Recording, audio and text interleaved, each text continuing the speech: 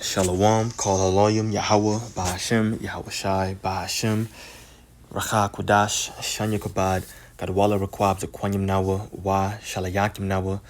That's double honors to our apostles and elders of Great Millstone, Shalawam, Wa Barakim, Labakaryim, Shalia Sharala, and that's peace and blessings to the elect of Israel. I wanted to really quickly jump into this article. It says fires, floods, and a long duration heat wave. Extreme weather slams the U.S. And these are nothing more than acts of God, the Heavenly Father, Yahawah, Bahashem, which means in the name of Yahweh Shai, which is the name of his only begotten Son. On top of that, these are signs letting us know what time that we're currently living in.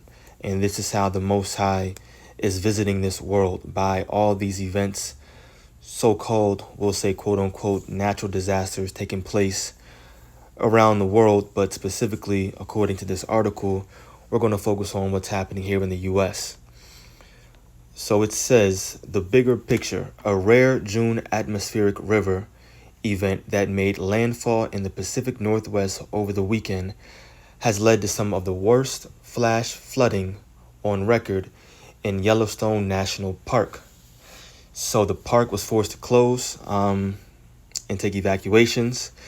It says the Yellowstone River at Corwin Springs rose 6 feet in 24 hours to an unprecedented height of more than 2 feet above its all-time high of 11.5 feet set in 1918. So what I'm going to do right now is jump over to YouTube. I found a video on it that I want to grab really quickly, and we'll watch maybe the first minute and a half to 2 minutes of this flooding going on. This is from CNN. Credit Karma helps members get approved for a credit card 66% more often with Karma Confidence technology. But if you reverse is such a large part of the park here. Let me start this over. Stunning pictures this morning out of Yellowstone. The Yellowstone River is at its highest elevation in more than 100 years. Unprecedented rainfall causing heavy flooding and rock slides in the park. The entrances to the park are temporarily closed. They will be so for at least the next 2 days. We have video from Gardner, Montana. An entire building collapsed into the river. The town is now isolated without power and water. That is just amazing. Joining us now, CNN Chief Climate Correspondent Bill Weir. Bill, looking at these pictures from Yellowstone, just talk to us about how serious the flooding is and what exactly is causing it. Welcome to the age of too much water in some places, not nearly enough in others. This is so intense. It's a combination of maybe 3-4 inches of rain at a time and a lot of snow up there, more so than the Rockies or the Sierra, and it's hot. So that melt, that rapid melt, plus the hard rain there, at one point there in Montana, it crested and broke a 100-year-old record by 2 feet. Look at that. And so as you can see, folks who built that house right along the riverbank there, a dream spot, never considered this sort of devouring power that came through and just collapsing bridges, taking away pieces of the highway as well. It's really troubling. They had to evacuate some folks by raft in there. Some may still be stranded in there, but it's going to take a long time just to assess the damage to wells and wastewater treatment. So this is just the beginning. Yeah, and like you said, this is all just the beginning. As a matter of fact, the scriptures say that as well, and we'll grab that really quickly. But people had to be evacuated by raft, he said. Some people are probably still caught up in it. The streets in Montana are being flooded, the houses. So, like he said, this is all just the beginning, and it's only going to get worse from here. But of course, as the hopeful elect, we're looking forward to these things coming to pass. This is the book of 2nd Ezra. I'm going to start reading at verse 16. It says, 2nd Ezra 16, verse 16, like as an arrow which is shot of a mighty archer returneth not backward, even so the plagues, and that's what we just witnessed, that flooding is a plague. Even so the plagues that shall be sent upon earth shall not return again. Woe is me, who will deliver me in those days? So right now, Ezra, same person as in the Old Testament, same man, is seeing an end time prophecy of people being in a very sorrowful state. in verse 18, it says, the beginning of sorrows and great mourning, the beginning of famine and great death, the beginning of wars. And the power shall stand in fear, the beginning of evils. What shall I do when these evils shall come? And so what we're witnessing right now are the beginning of all these evil and perilous things coming into the world. And the Most High is bringing these things to the world for the wicked's sake. It's for their destruction. It's not for the elect. So once again, as the hopeful elect, our job is to have faith in Yahawah Ba'ashem Yahawashi, knowing that these things aren't coming to torment us. They're not coming to destroy us. They're coming to get those that are opposed to the Most High and his will and his only begotten Son. But all of this is just the beginning. More and more plagues are yet to come. So let's go back to this article. So we have Yellowstone River being flooded, Montana being flooded over there. It says, meanwhile, wildfires erupted in Arizona and California on Monday, forcing evacuations as extreme drought conditions combine with high winds to create extreme fire behavior. Now look at that picture right there. It's crazy. And we're going to do the same exact thing. Wildfires in Arizona. I found a video on that as well. All of these things very much recent. This one was just put up today, 6 hours ago, by CNN. And then this was a good one from 12 News, put up 7 hours ago. In a similar trajectory. Go back. As more than one fast-moving wildfire takes hold. Let's catch you up. The biggest is the pipeline fire. It's burning 6 miles north of Flagstaff right now. And according to Coconino County, the fire has charred more than 9,000 acres. Another fire burning just northwest of the pipeline fire. That's known as the Haywire fire. That has now burned more than 4,000 acres. Officials say the two fires merged into one, creating even more trouble for crews near Flagstaff. And both fires have prompted hundreds of evacuations. The weather conditions not helping crews gain the upper hand. Good morning, everyone. Happy Tuesday. Welcome to Today in AZ. I'm Emma Jade. Hey, everybody. I'm Scott McDonald. Team 12's Emily Pritchard is live this morning near Flagstaff, where that firefight is going strong this morning. Emily. Good morning, Scott and Emma. I'm here along Highway 89, where part of this roadway is closed. If you take a live look back behind me, you can see where this highway is shut down at. And if you also take a look at the sky now that the sun is coming up, you can make out some of that smoke that is in the air as crews are still battling these massive flames out here. Coconino County officials say the pipeline fire has now burned at least 9,000 acres. Some other online maps are reporting that it's jumped to more than that. Of course, we are waiting on an update from officials this morning on the current number of acreages that have burned so far. It started Sunday morning. It is now the top priority fire in the entire country. It's burning 6 miles north of Flagstaff. High winds have been fanning those. Look at that, man. That looks crazy. Imagine being caught up in that joint right there. Man. And then they said both of those fires combined. Yeah, man. Flames, and firefighters are working to keep the fire from entering areas near homes and communities. Officials have ordered people in hundreds of homes to evacuate.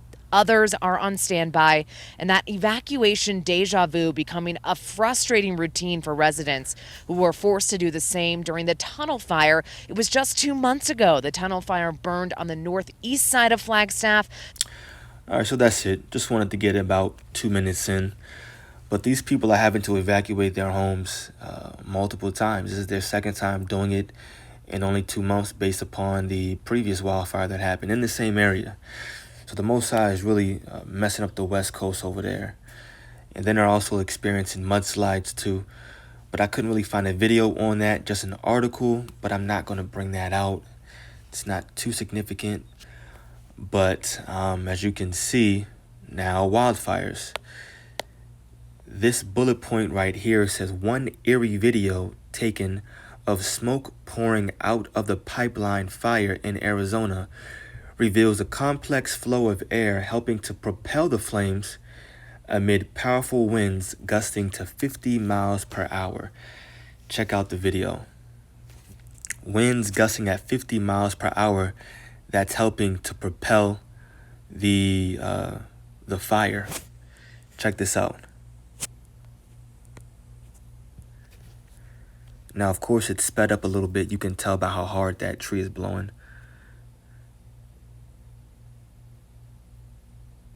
But look at the sky. Look at the clouds, man. Look at the smoke, rather. Imagine looking up and just seeing that forming. And it started over. It just loops. But just check that out. The Most High is amazing, just pushing the wind like this to fuel the fire over there, all for his purpose. This is how we know that Yahawah Ba'ashem Yahweh Shai rules and he governs everything. He's in control of all things.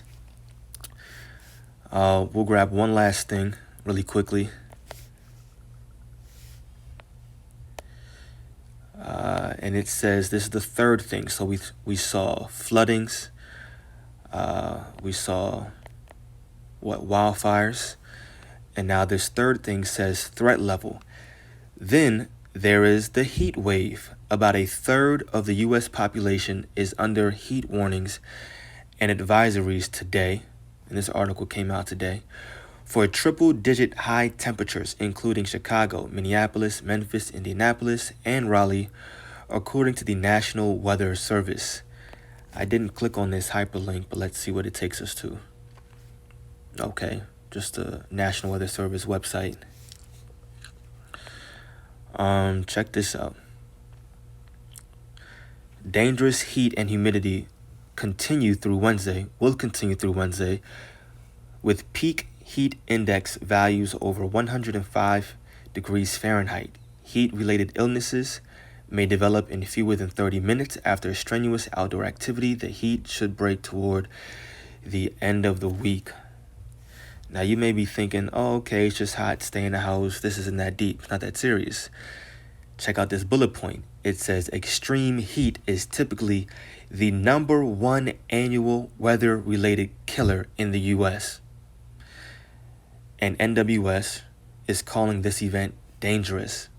Extreme heat is typically the #1 annual weather-related killer in the U.S. Now, that's something that I didn't even know. I mean, I remember back in the day when I was still playing football and I was training.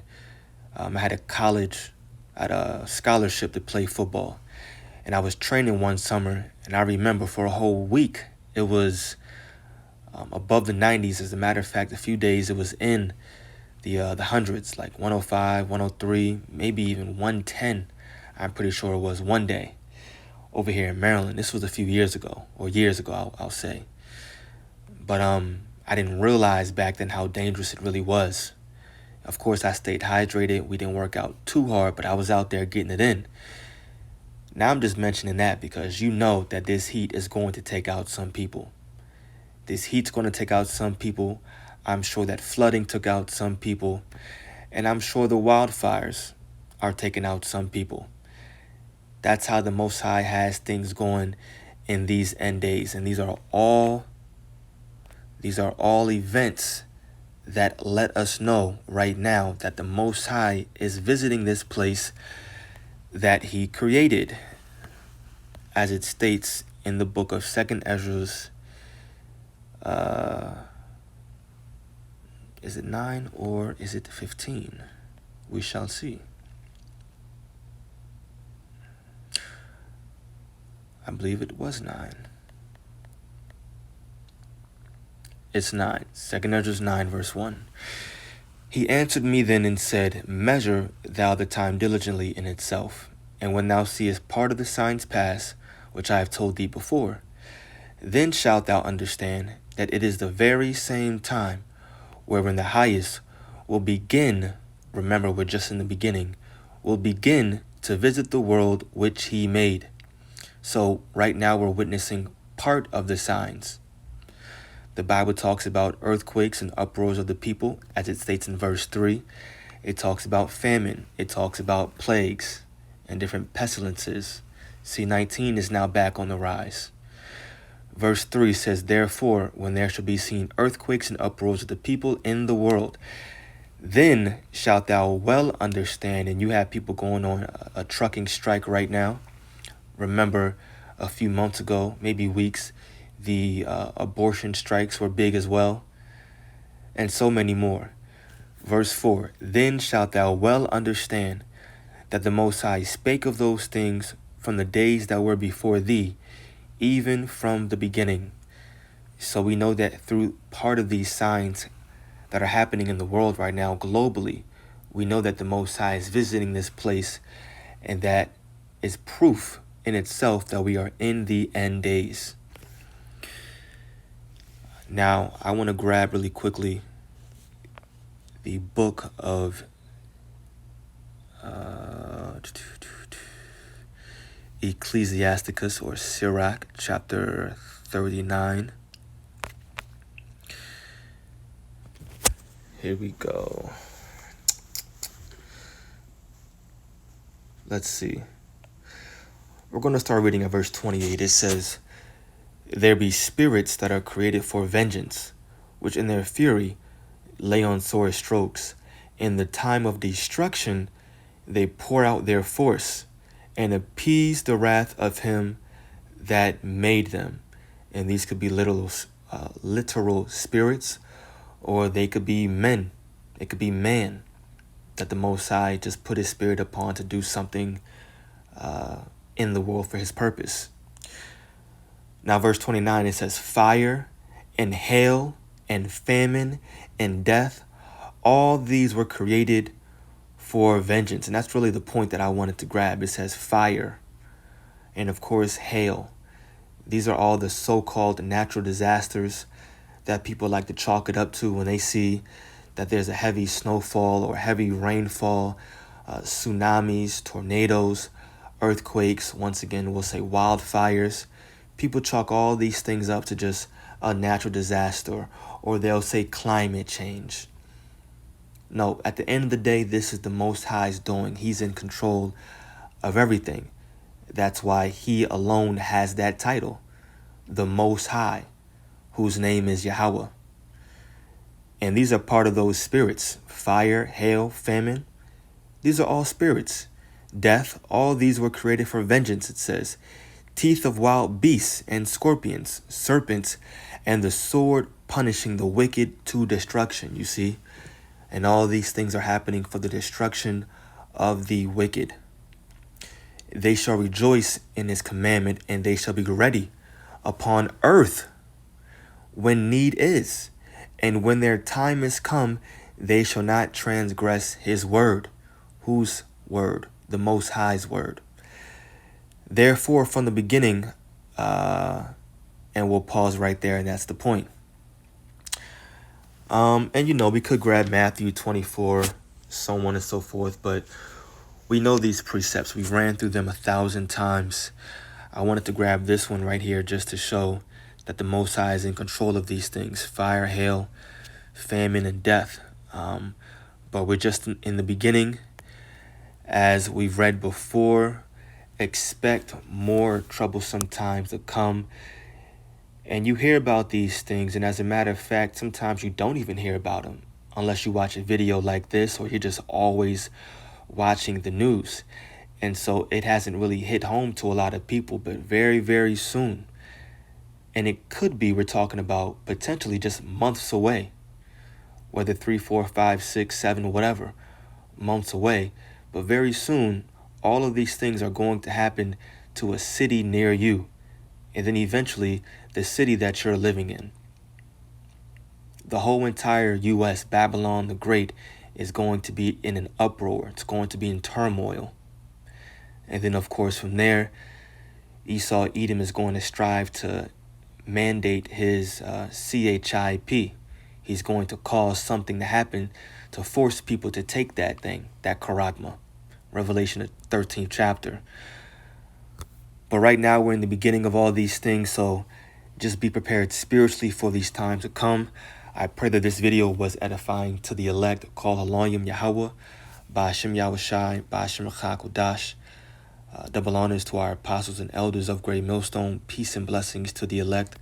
Shalom.